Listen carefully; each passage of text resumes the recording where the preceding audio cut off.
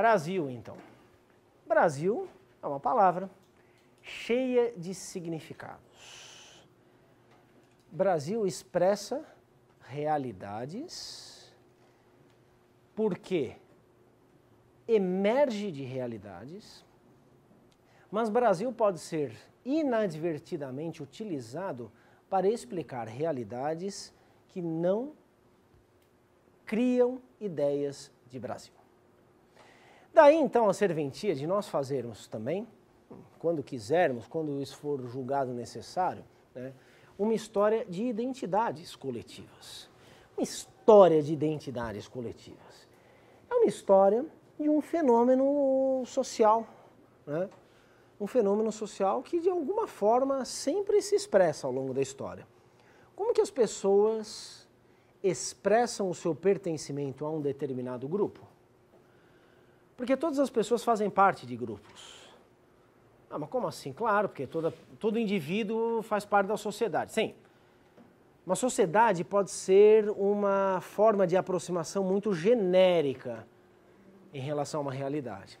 Nós podemos discernir, em meio a uma grande sociedade, alguns grupos específicos, que obviamente não viverão isolados em relação uns aos outros, mas que têm algumas lógicas próprias. Eu pergunto a vocês, existe uma sociedade brasileira atualmente? Alguém poderia dizer, sim, sabemos quem são os brasileiros, mas os brasileiros formam uma sociedade isolada das sociedades de outros países? Não. Vocês estão dispostos a admitir isso? Temos contato o tempo todo, temos estrangeiros, somos meio estrangeiros, temos parentes estrangeiros, falamos outras línguas, nos conectamos com o mundo, circulamos pelo mundo, estudamos história. Quer dizer, obviamente que não existe uma sociedade brasileira isolada por completo do restante da humanidade. Existem pouquíssimas sociedades isoladas do restante da humanidade, né? Algumas tribos indígenas com pouquíssimo contato com o restante da humanidade, né? Não sei se dá para dizer de alguma completamente isolada. Essas formas de inserção, né, de grupos sociais numa realidade mais ampla passam necessariamente pelo compartilhamento de algumas experiências em comum, né? E a imprensa joga o seu papel nisso, né? Um importante autor chamado Benedict Anderson, né, escreveu um livro em 1983, publicou em 1983, chamado Comunidades Imaginadas. E ele argumenta de modo pioneiro que uma das formas de criação, então, de uma comunidade, né, coesa é o compartilhamento de algumas experiências em comum, como, por exemplo, aquelas propiciadas, as experiências, pela imprensa. O fato, então, de vocês ligarem a TV e assistirem um programa qualquer, né, sabendo que outras 30 milhões de pessoas estão assistindo aquele mesmo programa, mesmo que vocês não conheçam, obviamente, as outras 30 milhões de pessoas, faz com que vocês se sintam parte de algo. Alguns programas mais do que outros, né? É um tipo de experiência propiciado pela vida moderna, diz o Benedict Anderson. E por aí nós temos então uma chave, né, uma perspectiva possível de entendermos o que são essas identidades coletivas, né? Um exercício aqui hipotético, né? Se alguém perguntasse para vocês, oh, o que você é? Essa pergunta só faria sentido a depender do contexto em que ela fosse feita, não é? Se você estiver num outro país e perguntarem, o que você é? Aí você fala, sou brasileiro, né? Sim, mas o brasileiro pode ser também homem, pode ser mulher, pode não se reconhecer nem como homem, nem como mulher, né? Pode ser homem e pode ser homossexual, pode ser mulher e pode ser homossexual, pode ser bissexual, pode ser, enfim, um monte de coisas que são identidades de gênero, né? Ultimamente está meio na moda aí, né, a defesa da constituição de indivíduos sem gênero, né? Eu entendo que isso faz parte de um conjunto de amadurecimentos da nossa sociedade que são excelentes, extremamente positivos, né, em relação ao reconhecimento da diversidade humana, que sempre pautou a diversidade humana, mas nem sempre foi devidamente reconhecida essa diversidade como positiva, como natural, como constitutiva de todo e qualquer agrupamento humano. Ok, mas eu acho muito difícil a abolição total e completa de uma identidade de gênero, né? Por mais complexa que seja essa identidade, né? Eu acho que a própria identidade sem gênero, né, é a contrapartida de uma identidade de gênero. É mais ou menos como a identidade de um ateu, né? O ateu é aquele não religioso, que não acredita em Deus. Mas ao se posicionar pela não crença em Deus, ele está adotando parâmetros religiosos para formatar a sua identidade. Vocês estão de acordo com isso, né? O ateu é aquele que não acredita em Deus. Vocês conhecem a identidade de alguém que não acredita em bicho de 7 cabeças, por exemplo? Né? Sim, o que você... Não, eu sou daqueles que não acreditam em bicho de 7 cabeças. Não faz nenhum sentido, porque ninguém acredita em bicho de 7 cabeças, salvo algumas criancinhas, ou muitas criancinhas assustadas, né? Geralmente com finalidades pedagógicas por educadores tiranos, que às vezes são seus próprios pais, né? E que aí botam lá na cabeça dessas pobres criaturinhas essas fantasias, né? Mas ninguém precisa se declarar como descrente do bicho de 7 cabeças, não é verdade? Porque isso não faz nenhum sentido. No entanto, nós precisamos nos declarar em termos religiosos, se somos ou não somos religiosos, né? Eu, particularmente, sou ateu, sim, mas eu não consigo achar uma identidade que não passe pela negação da identidade religiosa. Nesse plano, eu poderia dizer simplesmente, eu não sou um homem religioso. De fato, eu não sou um homem religioso. Mas não existe algo afirmativo nesse sentido. O não religioso, né, é a contrapartida do religioso. Então, o sem gênero, né, aquele que não se reduz a um gênero, que não se define por um gênero, certamente engendra uma identificação a partir do gênero, só que pela negação do gênero. Bem, somos então definidos por nacionalidades, somos definidos por gêneros, somos definidos por atributos físicos que eventualmente façam sentido para nós, somos definidos por gostos, somos definidos por hábitos, somos definidos por famílias, por grupos mais específicos, né? Tudo isso nos define, né? Então temos times de futebol, tem gente que odeia futebol, não tem time de futebol, né? Mas o torcedor do Fluminense ou o torcedor, enfim, daquele time, daquele rapaz ali, preto e branco, tal, evito de falar esse nome, desculpe, faz parte da minha identidade e tal, né? Então, quer dizer, essa identidade de um time de futebol, ela tem uma estabilidade muito precária, né? O que eu quero dizer? Ela faz sentido em alguns momentos, em outros momentos ela deixa de existir, ou ela é confinada a um estatuto secundário. Por quê? Porque existem algumas identidades desses outros planos que são mais estáveis, que são mais poderosas, né? Então a identidade de um torcedor de futebol não costuma se sobrepujar a uma identidade de uma nação, né? Então vocês saem do Brasil, vão lá para a Europa, tentem entrar lá na Espanha, né?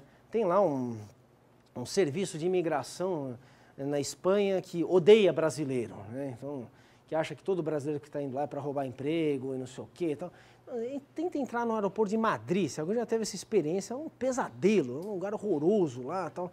Pessoas são tratadas como criminosas. Bom, legal. Bem, de onde o senhor vem? Ah, eu venho da Laranjeiras, que é o estado do Fluminense. Não, isso não é resposta digna. O cara quer saber se você é brasileiro, né? O cara quer saber se você é brasileiro. Isso, então, faz muito mais sentido, a ponto, inclusive, de possibilitar, né, a criação de uma organização política específica. Porque não existe um Estado correspondente a um time de futebol, né? Ah, mas tem o Barcelona na Catalunha. Sim, mas tem o Espanhol na Catalunha também, que não por acaso se chama Espanhol e não Barcelona, né? Mesmo na Catalunha, que está tentando se tornar agora um país independente, né, não à toa, né, a crise econômica bate, separatismo, nacionalismo, essas coisas voltam à tona.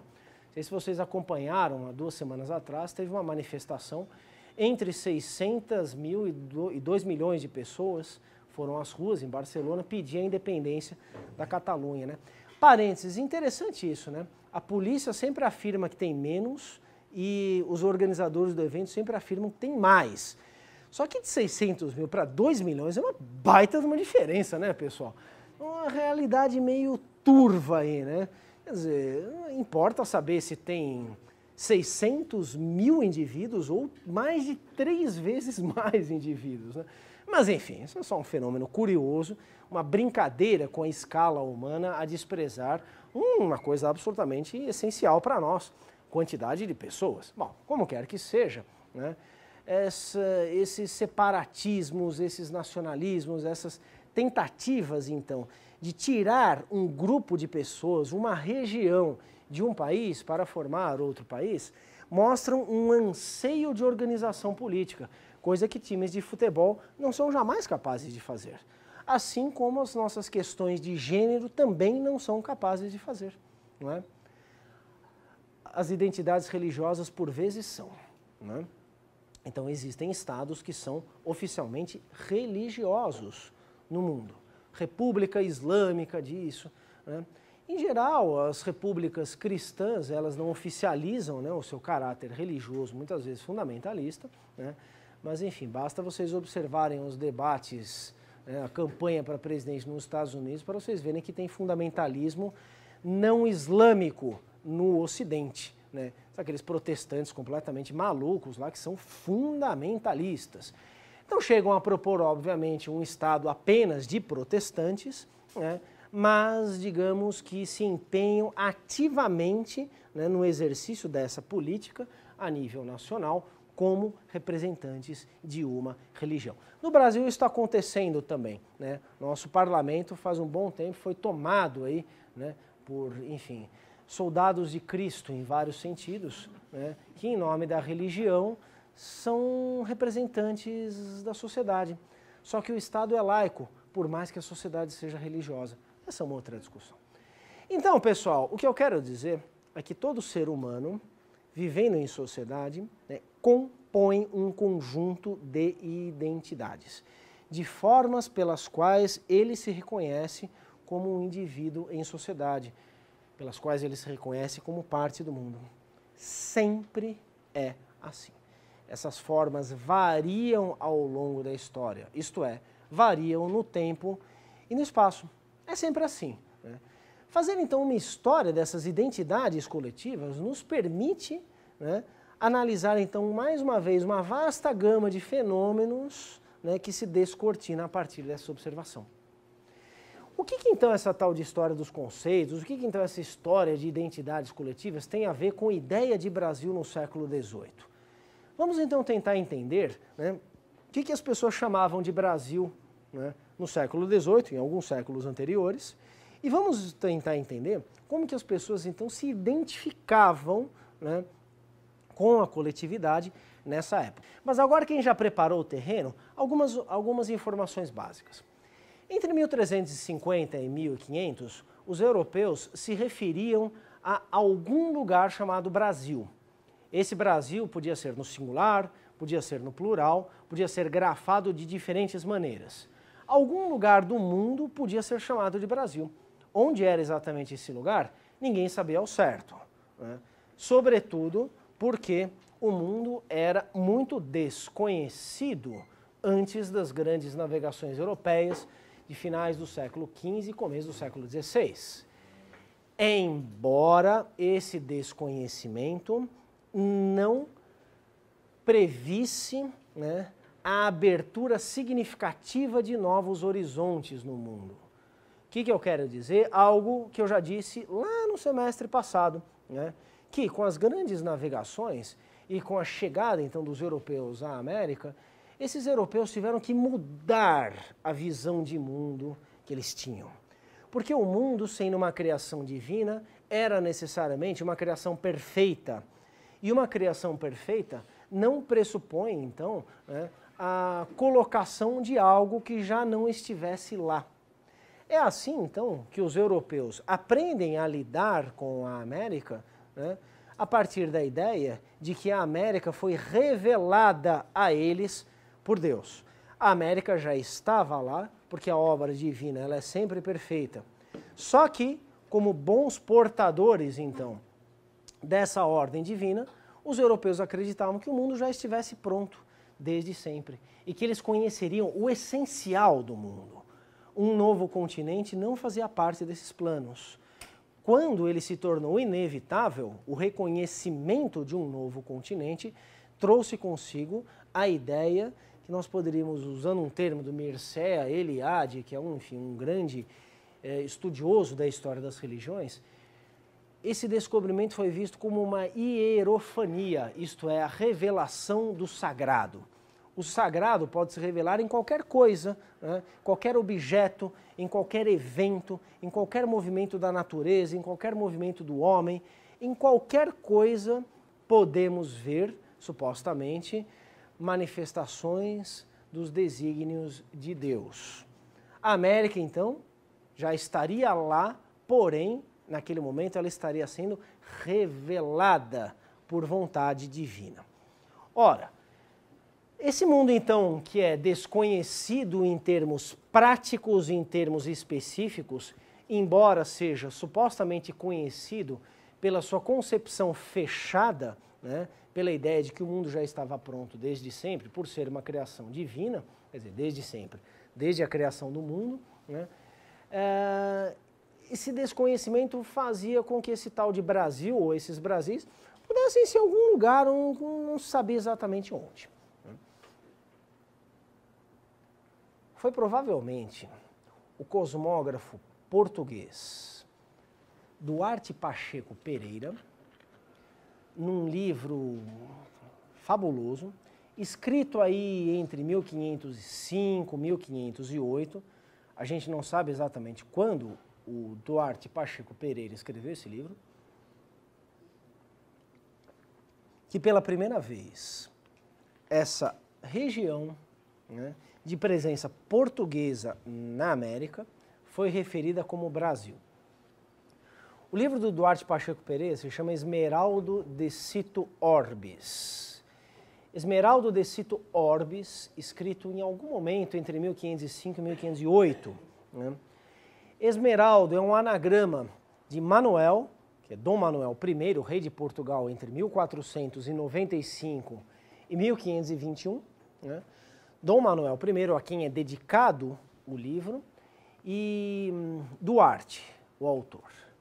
Cito Orbis, em latim é algo como os lugares da terra.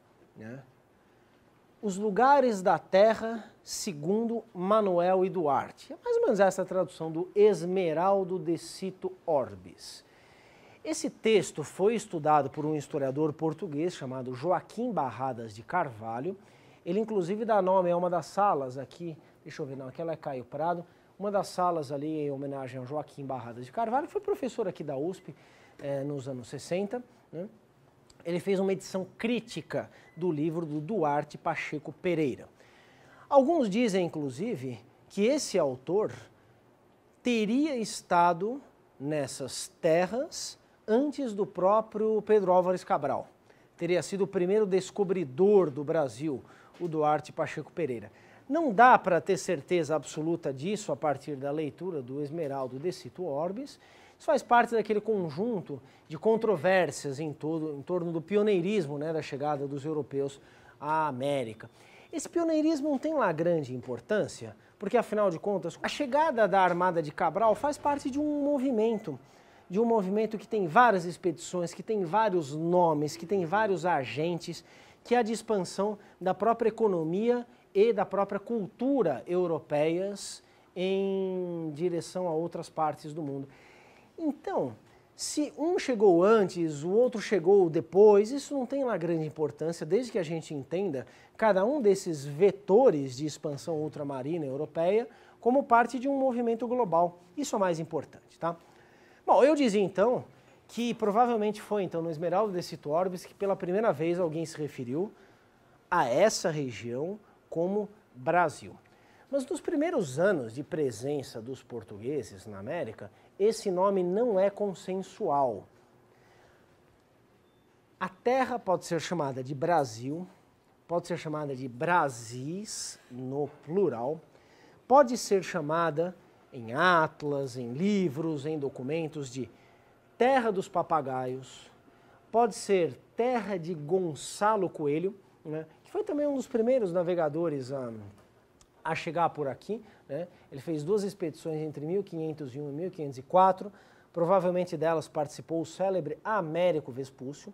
Então, olha lá, Brasil não é consensual, né? Tem vários nomes para designar essa região. No século XVII, né, um autor chamado Ambrósio Fernandes Brandão escreveu um livro, Diálogo das Grandezas do Brasil. Nele, o Diálogo das Grandezas do Brasil, o Ambrósio Fernandes Brandão pôde se referir, né, a essa província do Brasil que é mais conhecida no mundo com o nome de América. Olha que confusão. Província do Brasil mais conhecida como América. Claro, porque hoje nós nos referimos à América de modo específico e a Brasil de modo mais específico ainda, né? A gente sabe que o Brasil faz parte da América, a gente sabe. A gente concebe que o Brasil faz parte da América, porque tanto o Brasil quanto a América não são fenômenos absolutos em si. São construções históricas, inclusive no plano dos discursos, no plano das palavras, no plano das referências discursivas e da formatação das nossas ideias. A América não é uma coisa em si, o Brasil não é uma coisa em si. São construções históricas que hoje nos permitem, então, dizer que o Brasil faz parte da América. Mas a América não se confunde com o Brasil. Só que no começo do século XVII, um autor podia dizer que a província do Brasil era mais conhecida como América. E desenvolvendo-se o século XVII adiante, né, duas das referências mais comuns também indicam uma pluralidade: Brasil e Terra de Santa Cruz. Isso foi trabalhado por uma professora da casa, aqui a Laura de Mello e Souza, já me referi a ela a propósito da aula da mineração. Ela tem um livro chamado O Diabo e a Terra de Santa Cruz, onde ela desenvolve essa ideia de que há uma disputa entre esses dois nomes, essas duas referências às terras portuguesas da América, né? Terra de Santa Cruz e Brasil. Terra de Santa Cruz, um nome religioso. Brasil, um nome comercial. Brasil, isto é, a terra onde se comercializa o pau de tinta, chamado de pau-brasil, que é a árvore, né, da qual se extrai, então, um corante que é comercializado desde os primeiros anos do século XVI. Uma referência mais comercial, uma referência mais religiosa. Há, então, uma certa disputa, né, mostrando que não há unanimidade na forma de se referir a essa terra. No século XVIII também não existe essa unanimidade, embora algo muito importante comece a ocorrer no século XVIII, né? É a emergência da ideia de um Brasil. Embora vários Brasis possam ser igualmente referidos. Por que surge então a ideia de um Brasil, uma ideia dominante no século XVIII? Isso tem a ver com a política do reformismo ilustrado, que nós já discutimos também em ocasiões anteriores.